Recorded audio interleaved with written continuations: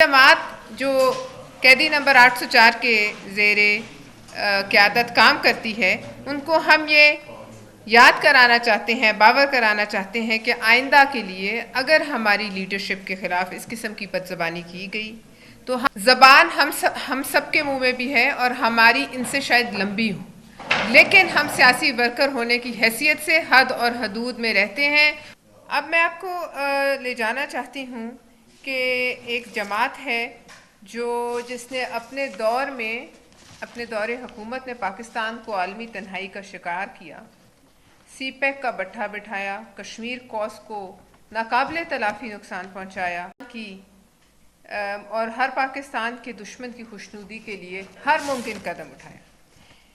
ये जमात सुन्नी इत्तेहाद कौंसिल और तहरीक इंसाफ के बतन से पैदा हुई है। उनका ये मुश्तरका बच्चा है, बल्कि ये एक ग्रोह है। आपको मैं लेकर जाऊंगी कि चंद दिन पहले सदर आसिफ ज़रदारी की सदारती खिताब था। उनकी तारीख़ी दूसरी इनिंग्स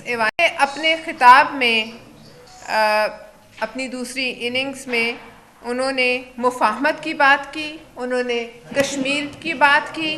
उन्होंने फ़लस्तीन के हकूक़ की बात की। लेकिन इस गिरोह ने देखा इन बातों को जब उन्हें पसंद नहीं आई तो एक मज़मूम एजेंडे के तहत उन्होंने वहाँ ऐवान में बदतरीन ज़बान इस्तेमाल की, घटिया तरीन नारेबाजी की और जानबूझकर जो बाहर के मुल्क के सफ़रा थे उन्हें पैगाम देने के लिए कि ये मुल्क सियासी इस्तेहकाम से कोसों दूर है, यहाँ कोई इन्वेस्टमेंट ना की जाए, ये मुल्क सियासी इस्तेहकाम का मुतहम्मल नहीं है, इसलिए यहाँ जो है इसकी हर्जा सराई हो। और उन्होंने एहतजाज के नाम पर गालम गलोच, गंदी नारेबाजी और इश्तिआल अंगेज़ी, इन तमाम हरबों को आजमाया। हम एहतजाज के हक़ को ना एहतजाज को नापसंद करते हैं और ना हम एहतजाज का किसी का हक़ छीनना चाहते हैं, मगर हम गाली, बदज़बानी, गुंडागर्दी हरगिज़ बर्दाश्त नहीं करेंगे।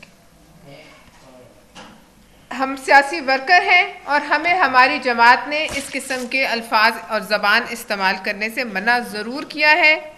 लेकिन ये जमात जो कैदी नंबर 804 के ज़ेरे क़यादत काम करती है, उनको हम ये याद कराना चाहते हैं, बावर कराना चाहते हैं कि आइंदा के लिए अगर हमारी लीडरशिप के ख़िलाफ़ इस किस्म की बदज़बानी की गई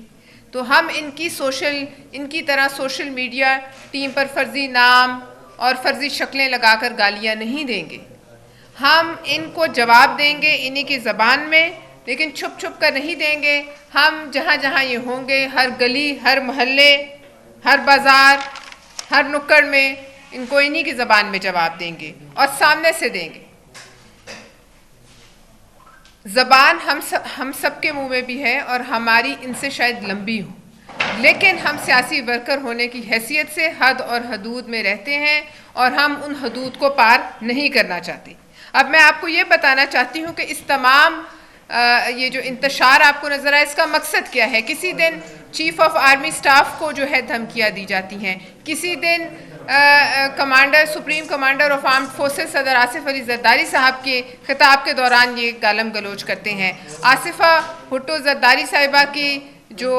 उनका हलफ बर्दारी की तकरीब थी, उसमें बदतरीन जो है इन्होंने घटियापन का मुजाहरा किया। उस वक़्त भी हमने तहम्मुल का जो है और बर्दाश्त का मुजाहरा किया। इनका असल मकसद वही है जो 2014 में इन्होंने चीन के सदर का दौरा मुलतवी कराया था। इस वक्त भी ये ईरान के सदर का दौरा मुलतवी कराने की पूरी कोशिश में थे। क्यों? वो इसलिए कि ईरान के सदर के दौरे को सबोताज करने का एक ही वाहिद मकसद हो सकता है, और वो ये कि उन्होंने इस वक्त इसराइल को मुंह तोड़ जवाब दिया है और उन लोगों को मुंह तोड़ जवाब दिया है कि जिनकी फंडिंग से इनकी जमात चलती है। लिहाजा हम ये समझते हैं कि इस मौके पर जब तमाम मुस्लिम उम्मा को यकजहती का इजहार करना चाहिए, पाकिस्तान की सारी सियासी जमातों को जो है वो फ़लस्तीनी भाइयों के साथ खड़ा होना चाहिए और एक तारीख़ी जो है वो इस्तकबाल करना चाहिए ईरानी प्रेसिडेंट का। उस वक़्त इस इंतशार कभी सऊदी अरेबिया जैसे बिरादर इस्लामी मुल्क, सऊदी अरेबिया की हुकूमत पर इल्ज़ाम लगाना पाकिस्तान दुश्मनी है। एक दफ़ा अंदर जाते हैं, एक धमकी देते हैं, बाहर आते हैं, दूसरी बंदे से उसकी तरदीद कराते हैं। ये सब एक मज़मूम मकसद के तहत है, जिसका एक ये भी हदफ है कि IMF और आलमी मालियाती इदारों को उनकी हौसला शिकनी की जाए, उनको ये पैगाम दिया जाए कि यहाँ जो है हम सियासी अदम इस्तेहकाम फैलाते रहेंगे, गुंडागर्दी करते रहेंगे। ईरानी सदर के दौरे के पीछे सदर ज़रदारी साहब का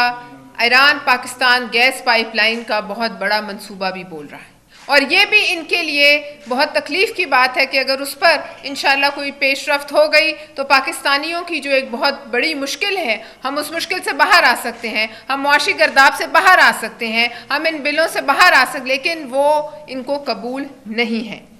लिहाजा ये अपने बैरूनी सहूनी आकाओं को उनकी खुशनुदी के लिए ये जो इंतशार है और गालम गलोच है फैला रहे हैं, लेकिन हम इन्हें ये कहेंगे कि पीपल्स पार्टी जो है उसने फ़ैसला कर लिया है कि हमने जो भी बात करनी है डंके की चोट पे करनी है, जो आगे से ईंट आएगी जवाब पत्थर से दिया जाएगा, और यहाँ कोई चूरी खाने वाले मजनू नहीं बैठे हुए जो सोशल मीडिया पर सारा दिन जो है वो फर्जी नामों से बातचीत करते रहें। लिहाजा